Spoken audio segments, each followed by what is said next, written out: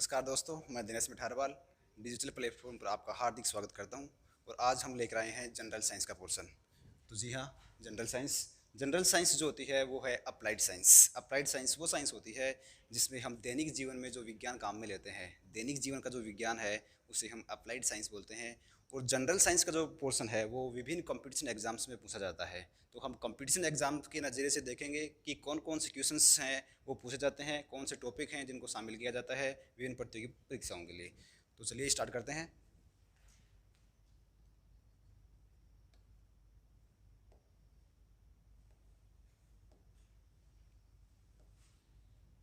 देखिए, general science का जो शाब्दिक अर्थ है वो है सामान्य विज्ञान।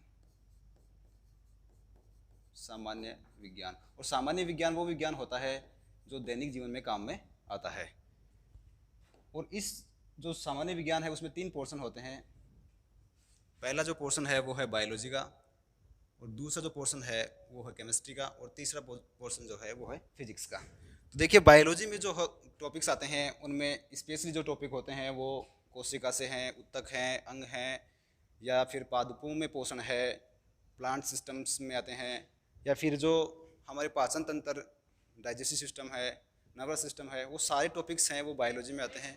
और जो केमिस्ट्री का जो पोर्शन होता है, केमिस्ट्री में जैसे अणु है, परमाणु है, यौगिक हैं, मिश्रण है, रासायनिक अभिक्रियाएं हैं, अम्ल सार, तो जो भी टॉपिक हैं वो केमिस्ट्री टॉपिक हैं। और फिजिक्स में जो टॉपिक आते हैं जैसे बल है, गति है, ऊष्मा है, ऊर्जा है, विद्युत है, प्रकाश है, चुंबक है, ये सारे जो टॉपिक्स हैं वो फिजिक्स में आते हैं। तो हम एक एक टॉपिक्स को आज देख लेते हैं कि हमारे सिलेबस में कौन कौन से टॉपिक हैं। तो देखिए, बायोलॉजी में जब हम बात करें तो बायोलॉजी में दो पोर्शन होते हैं। एक होता है जूलॉजी का पोर्शन और एक होता है बॉटनी का पोर्शन। देखिए, जूलॉजी में स्पेशली एनिमल्स का अध्ययन किया जाता है, यानी कि विज्ञान की वह शाखा जिसमें जंतुओं का अध्ययन किया जाता है उसे हम जूलॉजी कहते हैं। और फादर ऑफ जूलॉजी हैं वो अरस्तु हैं। अरस्तु को जूलॉजी का पिता कहा जाता है। और अरस्तु वो वैज्ञानिक हैं जिन्हें एम्ब्रियोलॉजी, बायोलॉजी और पॉलिटिकल साइंस का पिता भी कहा जाता है। तो अरस्तु इसके फादर हैं। फादर वो हैं अरस्तु।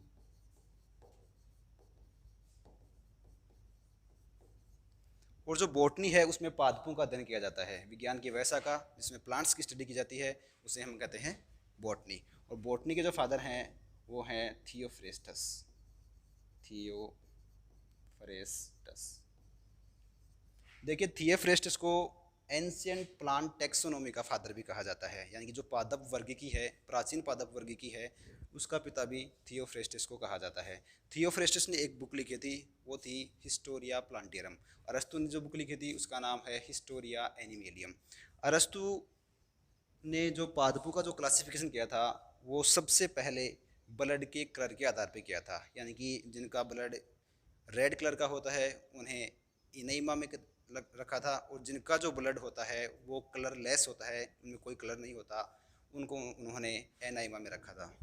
तो हम अगली स्लाइड में देखते हैं कि कौन कौन से जो पोर्शन है बायोलॉजी की बात करते हैं। देखिए, बायोलॉजी का शाब्दिक अर्थ होता है बायोज प्लस लोगोस, यानी कि जीवन का अध्ययन। विज्ञान की वह शाखा जिसमें जीवन का अध्ययन किया जाता है उसे हम बोलते हैं बायोलॉजी। बायोज का मतलब होता है लाइफ या लिविंग ऑर्गेनल्स, और लोगोस का मतलब होता है स्टडी, यानी कि जीवित जीव का जो अध्ययन किया जाता है विज्ञान की वह शाखा बायोलॉजी कहलाती है। The scientific study of living things that is called biology. तो बायोलॉजी में बेसिकली दो चीज़ों का अध्ययन किया जाता है, एक होती है प्लांट्स, एक होता है एनिमल्स। तो विज्ञान की वह शाखा जिसमें प्लांट्स का अध्ययन किया जाता है उसे हम कहते हैं बॉटनी, और विज्ञान की वह शाखा जिसमें एनिमल्स का अध्ययन किया जाता है उसे हम कहते हैं जूलॉजी।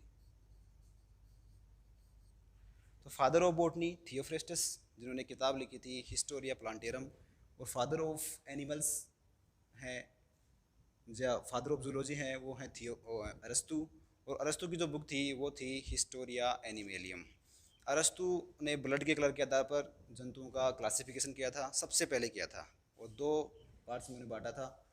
और जो प्लांट्स का जो क्लासिफिकेशन सबसे पहले किया था वो थियोफ्रेस्टिस ने किया था, ग्रोथ हैबिट के आधार पर, यानी कि जो लंबाई स्वभाव होता है उनका, उनके आधार पर उन्हें 3 भागों में बांटा था, जिसमें हर्ब है, सर्ब है और ट्रीज हैं, यानी कि साग, सूप और पेड़।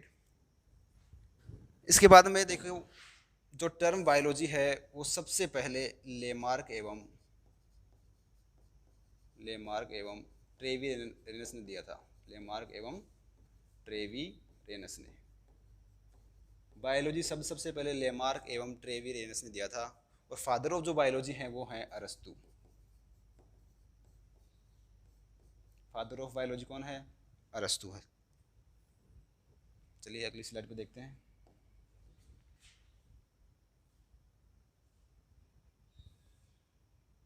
देखिए बायोलॉजी में स्पेशली 2 चीज़ों की बात होती है, एक है प्लांट्स, एक होता है एनिमल्स।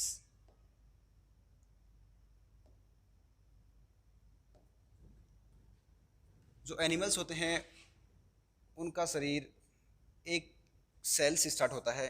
सबसे पहले सेल बनेगी, सेल से टिश्यू, टिश्यू से ऑर्गन, ऑर्गन से ऑर्गन सिस्टम, और ऑर्गन सिस्टम से बनेगा एनिमल बॉडी। यानी कि जो जीवन की जो शुरुआत होती है, बेसिक यूनिट ऑफ जो लाइफ होती है वो होती है सेल। सेल को फंडामेंटल यूनिट ऑफ लाइफ भी कहते हैं। और जो सेल है वो सेल ग्रुप बनाएगी और टिश्यू ग्रुप बना के टिश्यू में बदल जाती है। यानी कि सेल्स का जो ग्रुप होता है उसे हम टिश्यू कहते हैं। टिश्यू का जो अध्ययन जिस शाखा में किया जाता है उसे हम हिस्टोलॉजी कहते हैं। और हिस्टोलॉजी के जनक हैं बाइकोट। फादर ऑफ हिस्टोलॉजी कौन है? बाइकोट। तो सेल है वो बेसिक यूनिट ऑफ लाइफ है, बेसिक यूनिट ऑफ लाइफ, या इसे फंडामेंटल यूनिट ऑफ लाइफ भी कहते हैं, जो कि सबसे छोटी स्ट्रक्चरल एंड फंक्शनल यूनिट होती है। सेल्स ग्रुप बनाती हैं और ग्रुप बना के वो टिश्यू का निर्माण करती हैं। यानी कि टिश्यू कोशिकाओं के वे समूह होते हैं जो उत्पत्ति, संरचना और कार्य में समान होते हैं, ऊतक कहलाते हैं। और जो ऊतक का अध्ययन जिस विज्ञान की शाखा में किया जाता है उसे हम बोलते हैं हिस्टोलॉजी। हिस्टोलॉजी, कौन सी लॉजी? हिस्टोलॉजी। और जो हिस्टोलॉजी के फादर हैं वो हैं बाइकोट। इसके बाद में टिश्यू मिलकर बनाते हैं ऑर्गन, अंग बनाते हैं। जैसे मुख है, मुख एक ऑर्गन है, मुख है, मुख गुहा है, अलग अलग ऑर्गन्स बॉडी में पाए जाते हैं। और जो सारे ऑर्गन्स होते हैं वो मिलकर बनाते हैं ऑर्गन सिस्टम। जैसे मुख है, मुख गुहा है, ग्रासनाल है, आमाशय है, छोटी आंत है, बड़ी आंत है। ये सारे जब मिलकर बनाते हैं तो वो डाइजेस्टिव सिस्टम बनाते हैं और इसे हम बोलते हैं ऑर्गन सिस्टम। और सभी ऑर्गन्स मिलकर बनाते हैं एनिमल बॉडी या ऑर्गेनिज्म। जैसे डाइजेस्टिव सिस्टम मिल गया, सर्कुलेटरी सिस्टम हो गया, नर्वस सिस्टम हो गया, परिसंचरण तंत्र जिसको बोलते हैं सर्कुलेटरी सिस्टम को। तो ये सारे सिस्टम मिलके एनिमल बॉडी का निर्माण करते हैं। बात करें प्लांट्स की, तो प्लांट्स में जो क्रम होता है वो सबसे पहले होती है सेल, सेल से बनते हैं टिश्यू, टिश्यू से बनता है टिश्यू सिस्टम, और टिश्यू सिस्टम से बनता है प्लांट बॉडी। देखिए अगली क्लास में देखते हैं।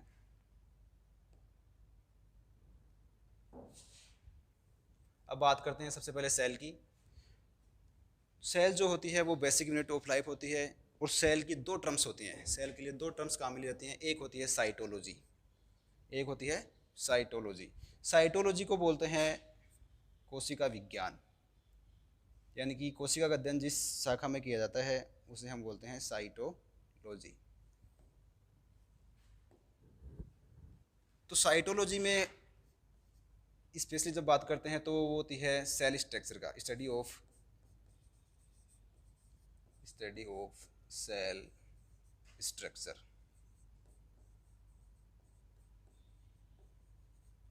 Study of cell structure that called cytology. एक टर्म होती है सेल बायोलॉजी या सेलुलॉजी। सेलुलॉजी या सेल बायोलॉजी में सेल स्ट्रक्चर एंड फंक्शन का अध्ययन किया जाता है। Study of cell structure and functions.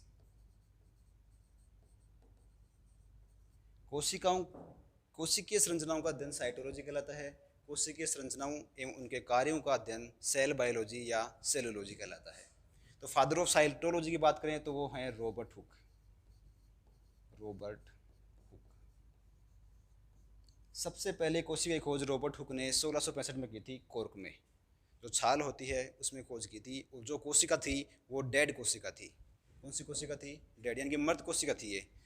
Father of modern cytology, father of modern cytology कहा जाता है C.P. स्वानसन को, C.P. स्वानसन को। और father of Indian cytology, father of Indian cytology हैं doctor Arun Kumar Sharma, doctor Arun Kumar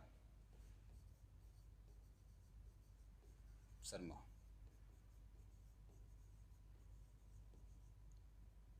doctor Arun Kumar Sharma.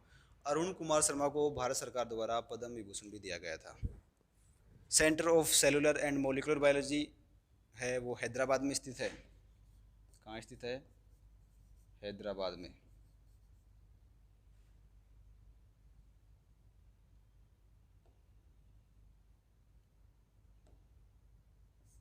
ये हैदराबाद में स्थित है।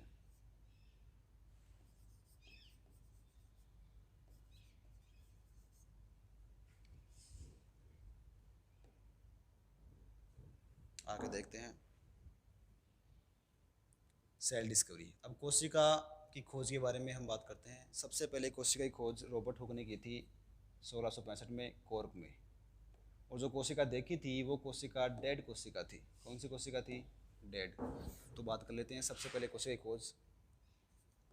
सबसे पहले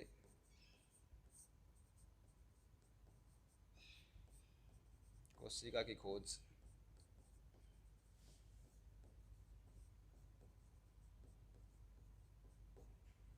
रॉबर्ट हुक ने की थी।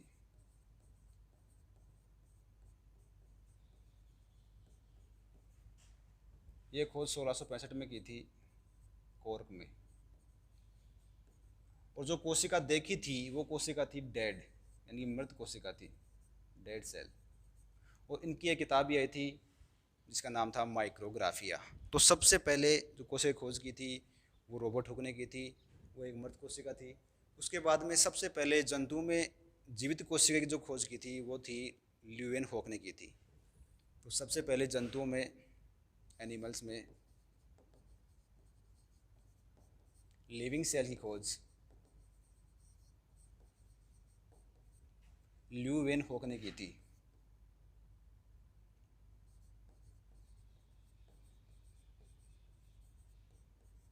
ल्यूवेनहॉक ने सबसे पहले जीवित कोशिका की खोज की थी जंतुओं में। और जो कोशिका खोजी थी उसका नाम उन्होंने एनिमल क्यूले रखा था। क्या नाम रखा था? एनिमल क्यूले। ल्यूवेनहॉक वही वैज्ञानिक हैं जिन्होंने सबसे पहले बैक्टीरिया की खोज भी की थी। तो ल्यूवेनहॉक ने बैक्टीरिया की खोज भी की थी, और ल्यूवेनहॉक ने आरबीसी की खोज भी की थी, ल्यूवेनहॉक ने स्पर्म की खोज भी की थी, और ल्यूवेनहॉक ने प्रोटोजोआ नाम भी दिया था। कौन सा नाम दिया था? प्रोटोजोआ नाम भी दिया था। इसके बाद में प्लांट्स की बात करें तो प्लांट्स में लिविंग सेल की खोज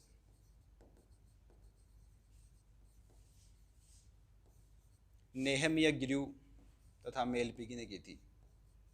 नेहेमिया गिरु तथा मेलपिगी ने की थी। और इन्होंने इस कोशिका को नाम दिया था यूट्रिकलिया ब्लेडर। यूट्रिकलिया ब्लेडर।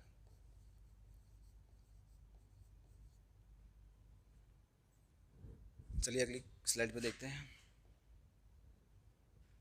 ये कोशिका की खोज से संबंधित बातें हो गई हैं। सेल थ्योरी की बात करते हैं अब। सेल थ्योरी दी थी स्वान एवं स्लाइडेन ने। किसने दी थी? स्वान एवं स्लाइडेन ने।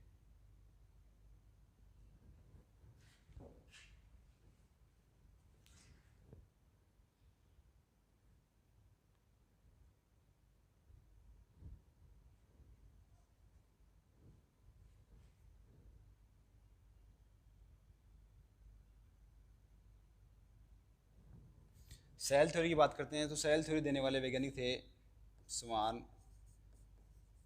एवं स्लाइडेन। इन्होंने एक कोशिका सिद्धांत दिया था 1838-39 में, 1838-39 में।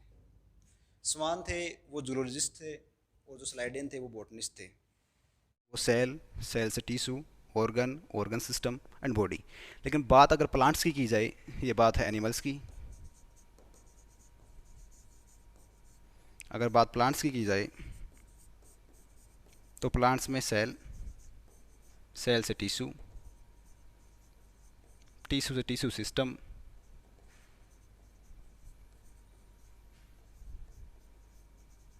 और टिश्यू सिस्टम से बनेगा प्लांट बॉडी।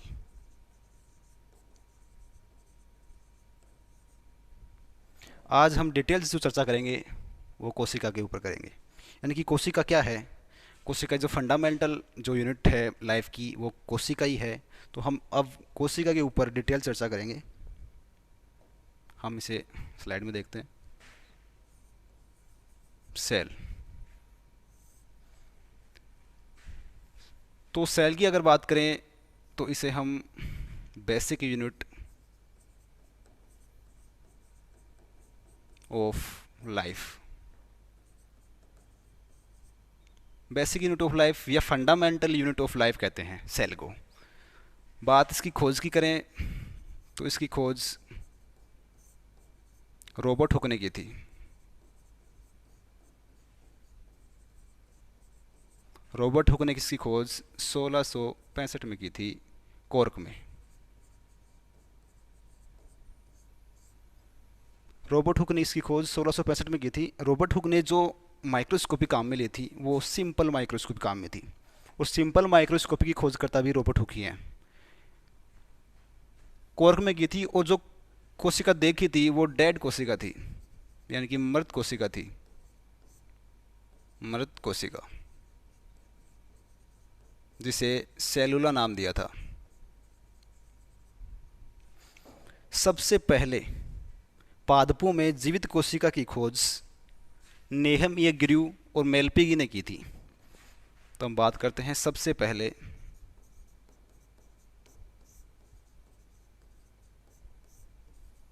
पादपों में, प्लांट्स में जीवित कोशिका की खोज, जीवित कोशिका की खोज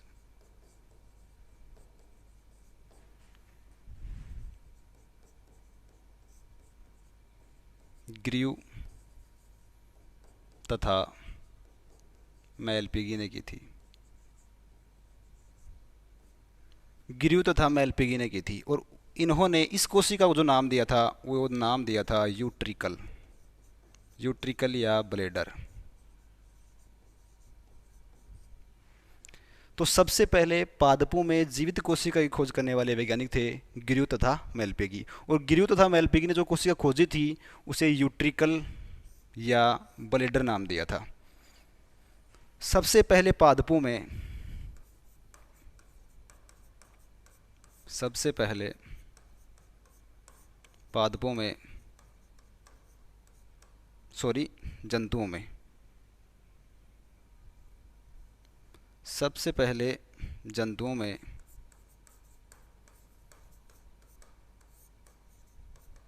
जीवित कोशिका की खोज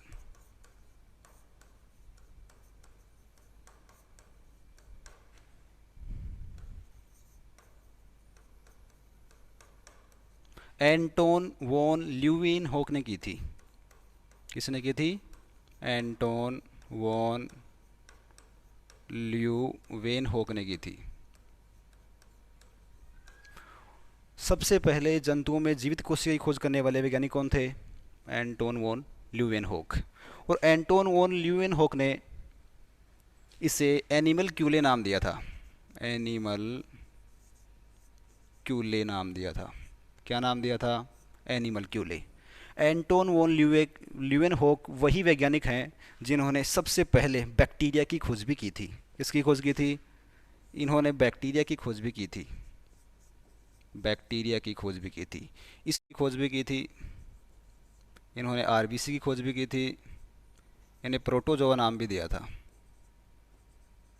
प्रोटोजोआ नाम भी किसने दिया था? एंटोन वॉन ल्यूवेनहॉक ने दिया था। स्पर्म की खोज, आरबीसी की खोज और प्रोटोजोआ नाम, ये ल्यूवेन होक ने ही दिया था। इसके बाद में सेल की स्टडी क्या कहलाती है? सेल की study, study of cell, study of cell, cytology. देखिए कोशिका से संबंधित दो टर्म्स होती हैं, एक होती है साइटोलॉजी, एक होती है सेल बायोलॉजी। दो टर्म्स की हम चर्चा कर लेते हैं एक बार। एक होती है साइटोलॉजी, साइटोलॉजी, एक होती है सेल बायोलॉजी, सेल बायोलॉजी। दोनों में बेसिक सा डिफरेंस है। अगर हम कह रहे हैं साइटोलॉजी, तो साइटोलॉजी में हम कोशिका के स्ट्रक्चर की स्टडी करेंगे, कोशिका स्ट्रक्चर स्टडी, उसे हम कहेंगे साइटोलॉजी। और सेल बायोलॉजी, इसमें कोशिका की संरचना, इसमें कोशिका की संरचना तथा उनके कार्यों का अध्ययन करेंगे।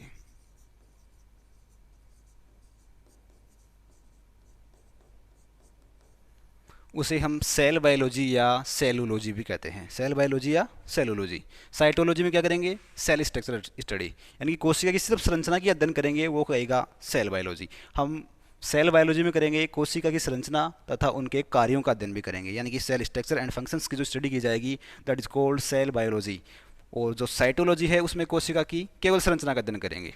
तो अब बात करते हैं study of cell, cytology. Father of cytology, father of cytology, कोशिका विज्ञान का पिता किसे कहा जाता है?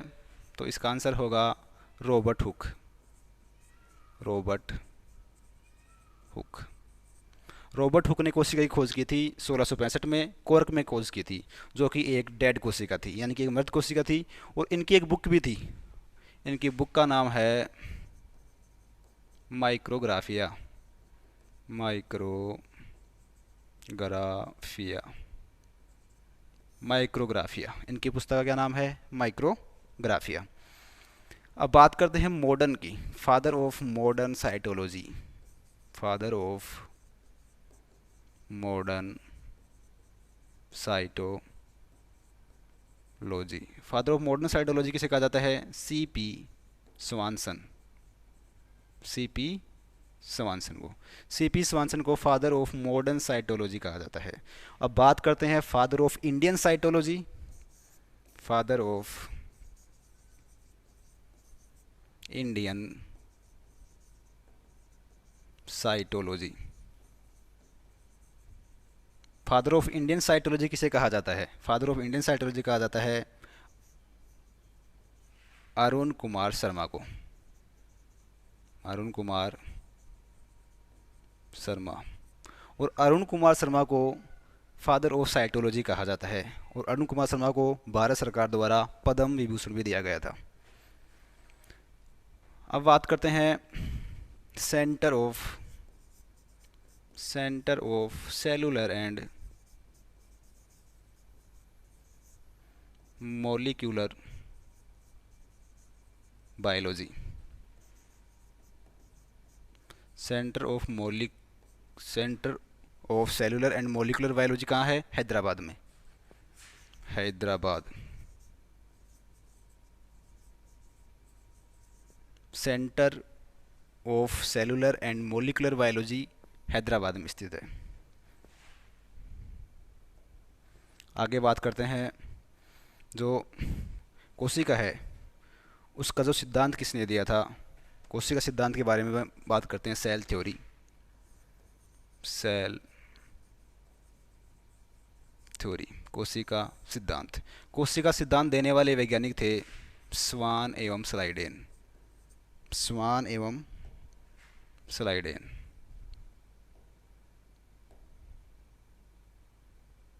कोशिका सिद्धांत देने वाले जो वैज्ञानिक थे वो थे स्वान एवं स्लाइडेन। स्वान एवं स्लाइडे ने कोशिका सिद्धांत दिया था, और ये सिद्धांत उन्होंने दिया था 1838-39 में। 1838-39 में। स्वान जो थे वो थे जूलॉजिस्ट, ये जूलॉजिस्ट थे, और स्लाइडेन थे वो बॉटनिस्ट थे। और इन दोनों ने मिलकर जो सेल थ्योरी दी थी उसकी मुख्य मुख्य बातें हैं वो 3 या 4 हैं। जैसे उन्होंने ये कहा था कि जो सेल होती है वो सजीवों की सबसे छोटी संरचनात्मक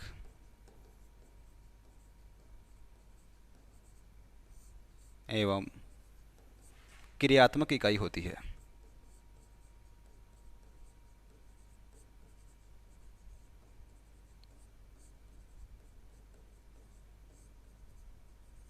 पहली बात इन्हें की थी कि जो सेल होती है वो सजीवों की सबसे छोटी संरचनात्मक एवं क्रियात्मक इकाई होती है, यानी कि smallest unit of smallest unit structural and functional unit जो होती है वो होती है सेल। दूसरी बात उन्होंने ये कही थी कि प्रत्येक कोशिका का, प्रत्येक सजीव का शरीर या प्रत्येक जीव का शरीर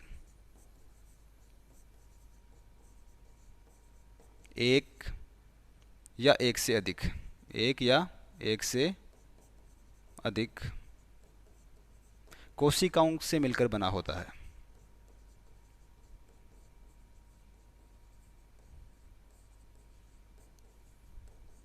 कोशिकाओं से मिलकर बना होता है। और उनकी तीसरी बात थी कि जो नई कोशिकाएं होती हैं, न्यू सेल्स, नई कोशिकाओं का निर्माण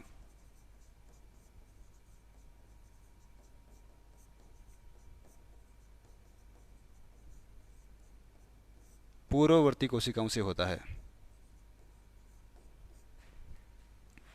नई कोशिकाओं का निर्माण पूर्ववर्ती कोशिकाओं से होता है।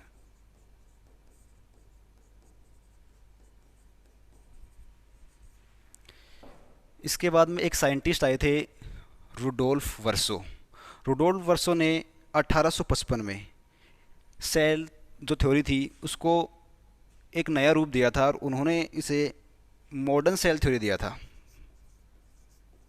Modern cell theory, modern cell theory, या इसे हम कहते हैं सेल डॉक्ट्राइन,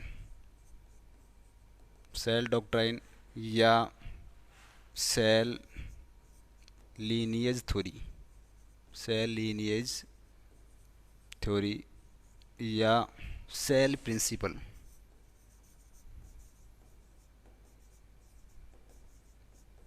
और ये दिया था रुडोल्फ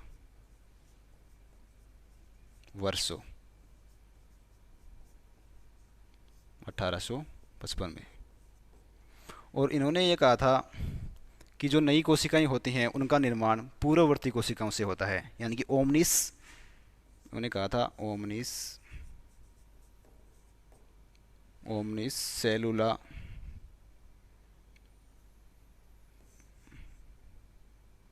ओमनिस सेलुला ई सेलुला, यानी कि जो नई कोशिकाएं होती हैं उनका निर्माण पूर्ववर्ती कोशिकाओं से होता है। आगे देखते हैं। इसके बाद में प्रत्येक जो सेल होती है उसमें आनुवांशिक जो पदार्थ पाया जाता है वो डीएनए होता है। कौन सा आनुवांशिक पदार्थ पाया जाता है? डीएनए। आनुवांशिक पदार्थ डीएनए पाया जाता है। देखिए ये डीएनए है, और डीएनए का एक छोटा सा अंश है उसे बोलते हैं जीन। क्या बोलते हैं? जीन। और जीन हमेशा क्रोमोसोम्स पर रहते हैं, क्रोमोसोम्स। प्रत्येक कोशिका का जो आनुवंशिक पदार्थ है, प्रत्येक सेल का जो जेनेटिक मटेरियल है, वो कहलाता है डीएनए। डीएनए के एक छोटे से हिस्से को बोलते हैं जीन। और जो जीन होते हैं वो क्रोमोसोम पर रेखीय क्रम पर व्यवस्थित होते हैं। यानी कि आनुवंशिकी का जो पदार्थ है, ये आनुवंशिक पदार्थ है, आनुवंशिक पदार्थ। आपसे ये पूछा जाए कि आनुवंशिक पदार्थ क्या होता है, तो आंसर होगा इसका डीएनए। आपसे ये पूछा जाए कि आनुवंशिकी की इकाई क्या होती है, आनुवंशिकी की इकाई क्या होती है, तो आंसर जाएगा जीन। और आपसे ये पूछा जाए कि आनुवंशिकी के वाहक क्या होते हैं, तो आंसर जाएगा क्रोमोसोम्स। आनुवंशिकी के वाहक क्या है, क्रोमोसोम्स। और जो क्रोमोसोम्स के ऊपर पाए जाते हैं जीन्स, जीन्स के पास सूचनाओं के पैटर्न्स होते हैं। यानी कि जो सूचनाएं होती हैं वो जीन्स के पास होती है, और वो जीन्स क्रोमोसोम पर रेखीय क्रम में एडजस्ट होते हैं, व्यवस्थित होते हैं, और एक पीढ़ी से दूसरी पीढ़ी में जाते हैं।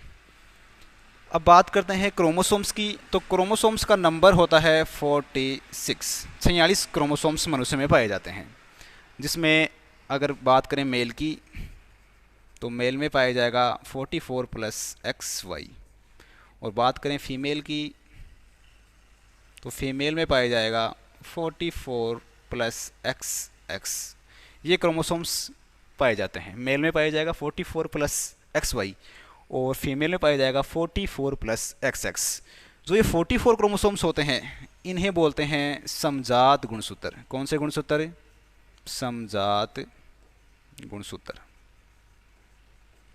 यानी कि उनको बोलते हैं ऑटोसोम।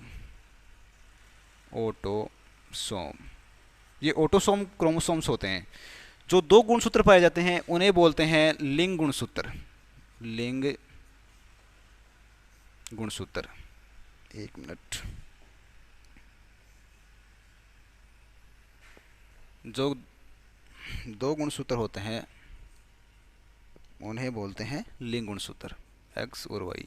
ये जो है जो गुणसूत्र पाए जाते हैं वो होते हैं लिंग गुणसूत्र। यानी कि ये लिंग निर्धारण में ही भाग लेते हैं। लिंग निर्धारण में भाग लेने वाले क्रोमोसोम्स हैं वो हैं X और Y। यानी कि सिर्फ ये जो क्रोमोसोम्स का जो सेट है X और Y, ये लिंग निर्धारण की प्रोसेस में भाग लेते हैं। उन्हें बोलते हैं लिंग क्रोमोसोम्स, सेक्स क्रोमोसोम्स। और जो 44 गुणसूत्र होते हैं दोनों में समान, उनको बोलते हैं समजात गुणसूत्र या ऑटोसोम। तो आनुवंशिक पदार्थ क्या है? डीएनए। आनुवंशिक इकाई क्या है? जीन। और जो आनुवंशिक के वाहक होते हैं वो होते हैं क्रोमोसोम्स। अब बात करते हैं जीन की। तो जीन की जो संरचनात्मक इकाई होती है, जीन की जो स्ट्रक्चरल यूनिट होती है वो होती है रेकॉन। क्या होती है? रेकॉन। जीन की संरचनात्मक इकाई जो होती है वो रेकॉन होती है। जीन की क्रियात्मक इकाई वो होती है सिस्टोन। और जीन की जो उत्परिवर्तन इकाई है, उत्परिवर्तन इकाई वो है म्यूटोन। तो बताइए मनुष्य में कितने जीन पाए जाते हैं? मनुष्य में जीन्स की जो संख्या होती है वो 30,000 होती है। 30,000 जीन्स पाए जाते हैं। ये जो क्वेश्चन है आनुवंशिकी इकाई, ये रीट 2018 में पूछा गया था। और पूछने का तरीका था कि आनुवंशिकी की इकाई होती है। ऑप्शन थे डीएनए, जीन, क्रोमोसोम, और इनमें से कोई नहीं। सीधा आंसर है जीन। तो जीन है जो आनुवंशिकी के इकाई होते हैं, क्रोमोसोम आनुवंशिकी के वाहक होते हैं, और डीएनए है वो आनुवंशिक पदार्थ होता है। अब देखिए कोशिका दो टाइप्स में है। एक कोशिका होती है कायिक कोशिका। कौन सी कोशिका? कायिक कोशिका। इंग्लिश में इसे बोलते हैं वेजेटेटिव सेल। कायिक कोशिका शरीर की वृद्धि से संबंधित होती है, शरीर की ग्रोथ के लिए उत्तरदायी होती है। और इस कोशिका में केवल ओनली माइटोसिस डिवीजन होते हैं, माइटोटिक डिवीजन। केवल समसूत्री विभाजन किसमें पाए जाते हैं? कायी कोशिका में। कायी कोशिका का काम क्या है? शरीर की ग्रोथ करवाना। दूसरी कोशिका होती है जननिक कोशिका, जेनाइटल सेल, जननिक कोशिका। इस जननिक कोशिका का काम होता है जनन करवाना, यानी जनन में भाग लेना। ये जनन में भाग लेती है।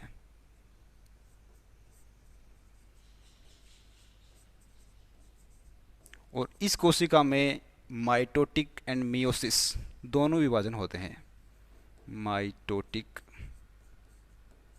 And meiosis.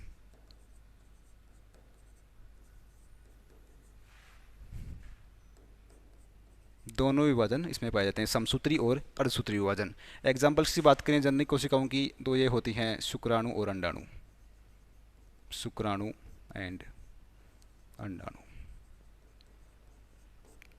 शुक्राणु और अंडाणु जो होती हैं वो जननी कोशिकाएं होती हैं और इनमें माइटोटिक एंड मियोसिस दोनों प्रकार के डिवीजन पाए जाते हैं।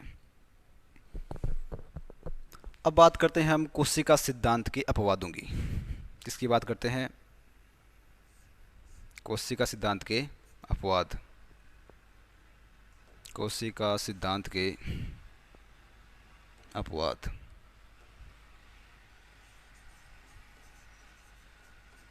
कोशिका सिद्धांत के अपवाद कि कोशिका सिद्धांत के कौन कौन से अपवाद हैं। पहला अपवाद है वायरस। ये सबसे ज़्यादा पूछने वाला क्वेश्चन है कि कोशिका सिद्धांत के जो अपवाद हैं उनमें वायरस को सबसे पहले रखा जाता है। वायरस है वो कोशिका सिद्धांत का सबसे बड़ी अपवाद है। दूसरा अपवाद है इसका बैक्टीरिया। तीसरा है माइकोप्लाज्मा, माइकोप्लाज्मा।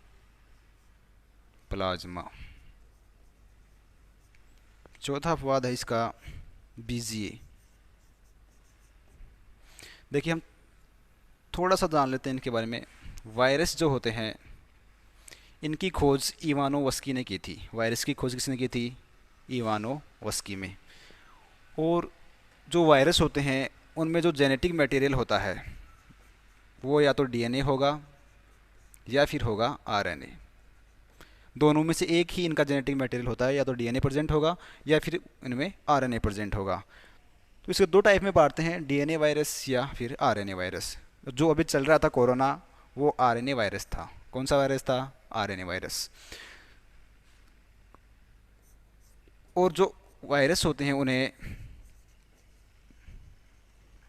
एकैरियोट्स में रखा जाता है, यानी कि अकोशिकीय जीवों में वायरस को शामिल किया जाता है।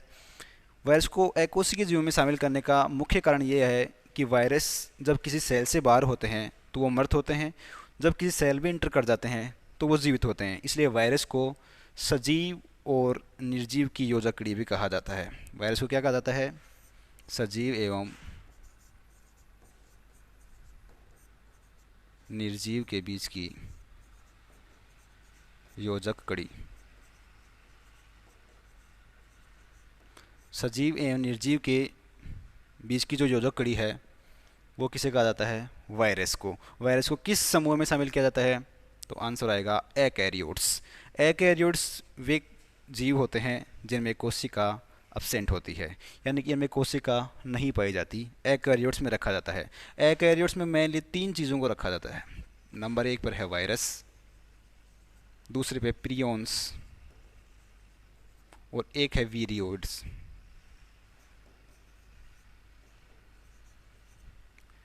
वीरोइड्स। वायरस जो हैं वो एकैरियोट्स हैं, या तो इनमें डीएनए पाया जाएगा या इनमें आरएनए पाया जाएगा। प्रियोन्स जो होते हैं वो जंतुओं में सबसे छोटी रोगजनक इकाई भी होती है। प्रियोन्स क्या है? जंतुओं में सबसे छोटी रोगजनक इकाई, सबसे छोटी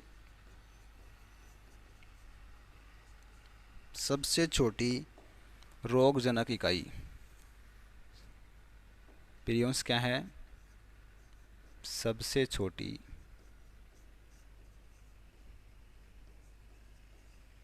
रोगजनक इकाई।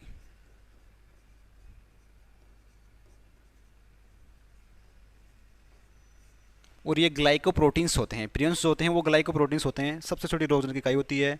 और इनके द्वारा द्वारा जो रोग होता है उसे मेड काउ रोग कहते हैं। कौन सा रोग कहते हैं? मेड काउ रोग। बात करते हैं वीरियोड्स की। वीरियोड्स में ये फ्री आरएनए होते हैं। कौन से आरएनए होते हैं? Free RNA. यानी कि इनमें जो प्रोटीन का जो आवरण पाया जाता है उसे कैप्सिड बोलते हैं। कैप्सिड वो एब्सेंट होता है, कैप्सिड इसमें नहीं पाया जाता है। दूसरी बात करते हैं बैक्टीरिया की। देखिए बैक्टीरिया सबसे पहले फोटोसिंथेसिस की खोज, प्रकाश संश्लेषण की खोज किसमें हुई थी? बैक्टीरिया में हुई थी। लेकिन बैक्टीरिया में ये कमी पाई गई कि इसमें ऑक्सीजन का प्रोडक्शन नहीं हुआ। यानी कि प्रकाश संश्लेषण जो क्रिया होती है, फोटोसिंथेसिस की जो क्रिया होती है, उसमें जो ऑक्सीजन बनती है वो बैक्टीरिया में नहीं बनी थी। यानी कि बैक्टीरिया सबसे पहले फोटोसिंथेसिस करने वाले जीव थे, लेकिन इनमें ऑक्सीजन का प्रोडक्शन ही नहीं हुआ था। बैक्टीरिया के फादर की बात करें तो वो ल्यूवेनहॉक हैं, ल्यूवेनहॉक। और बैक्टीरिया को जिस समूह में रखा जाता है वो है मोनेरा। मोनेरा, ये मोनेरा आपको याद रखने की ज़रूरत नहीं है क्योंकि साइंस वाले बच्चों के लिए याद रखने की चीज़ है। तो आप ये मोनेरा, एकैरियोट्स, ये याद रखने की आपको ज़रूरत नहीं है, साइंस वाले अपने आप याद करेंगे। उसके बाद में है माइकोप्लाज्मा। देखिए माइकोप्लाज्मा को हम बोलते हैं पीपीएलओ। पीपीएलओ, पीपीएलओ का पूरा नाम है pleuropneumonia like organism. Pleuropneumonia like organism. इन्हें प्रकृति के जोकर भी कहते हैं। इन्हें प्रकृति के जोकर, इन्हें प्रकृति के जोकर भी कहते हैं। कारण क्या है कि इसमें सेल वॉल एब्सेंट होती है, इसमें सेल वॉल नहीं पाई जाती। इसलिए अगर इसमें सेल वॉल नहीं पाई जाती तो इन्हें प्लाज्मोडियम बॉडी भी कहते हैं। प्लाज्मोडियम बॉडी, इन्हें प्लाज्मोडियम बॉडी भी कहते हैं। इनकी जो शेप होती है, इनकी जो शेप और साइज होती है वो फिक्स नहीं होती, ये आकृति बदलते रहते हैं। इनकी जो आकृति होती है वो बदलती रहती है।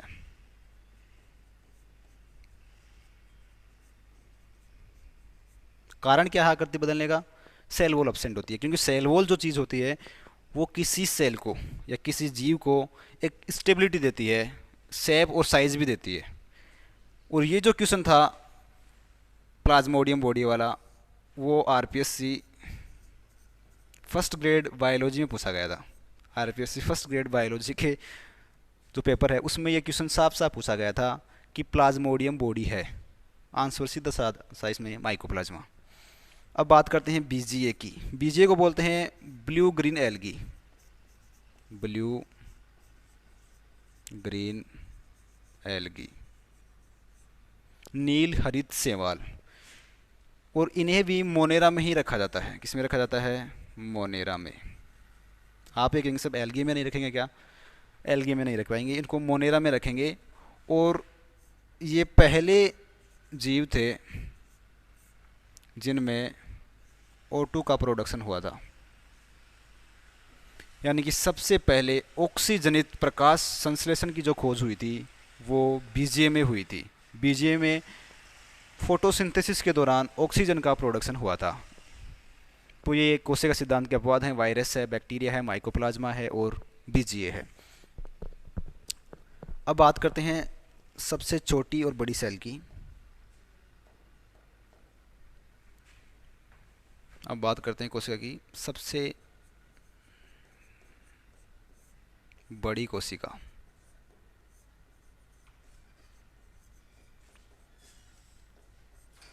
सबसे बड़ी कोशिका शुतुरमुर्ग का अंडा।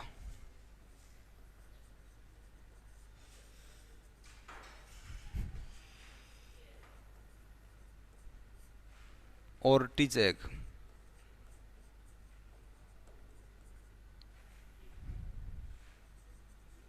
सबसे बड़ी कोशिका होती है शुतुरमुर्ग का अंडा। और सबसे छोटी कोशिका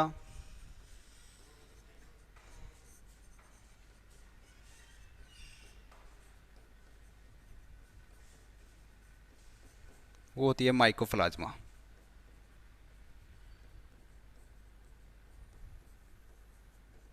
माइकोप्लाज्मा गैलीसेप्टिकम।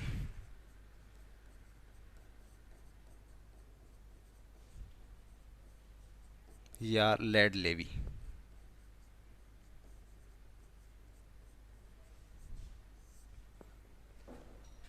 जंतुओं में सबसे लंबी कोशिका।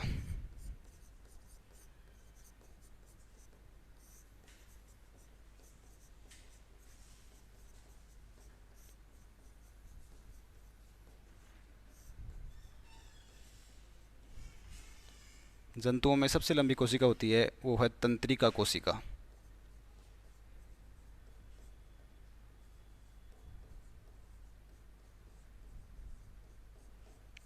तंत्रिका कोशिका बोलते हैं न्यूरॉन। न्यूरॉन कोशिकाएं वे कोशिकाएं भी होती हैं जिनमें रीजनरेशन की पावर पाई जाती है, यानी कि पुनरुत्थान की क्षमता किसमें पाई जाती है? तंत्रिका कोशिका में पाई जाती है। पादपों में सबसे लंबी कोशिका। पादपों में सबसे लंबी कोशिका। पादपों में सबसे लंबी कोशिका होती है रेमी तंतु। रेमी, एक मिनट,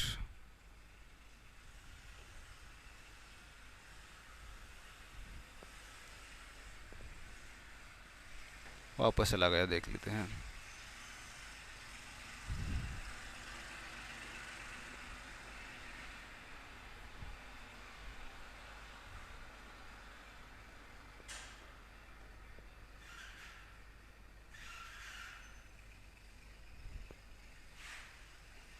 पहले देखते हैं पादपों में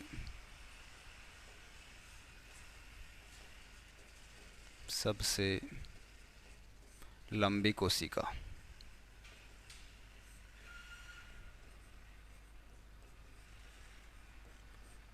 पादपों में सबसे लंबी कोशिका होती है रेमी तंतु। कौन सी कोशिका होती है? रेमी तंतु।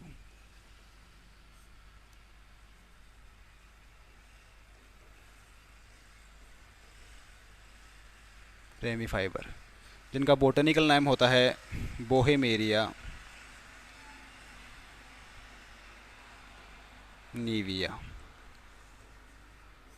ये पादपों की सबसे लंबी कोशिका होती है। आज के लिए फ़िलहाल इतना ही। हम और हमारी मुलाकात होगी अगली क्लास में। तब तक के लिए आप खुश रहिए, स्वस्थ रहिए और उस चीज़ को भी खोजिए जो स्थायी होती है, क्योंकि स्थायी चीज़ें हमेशा असली ही होती हैं। धन्यवाद।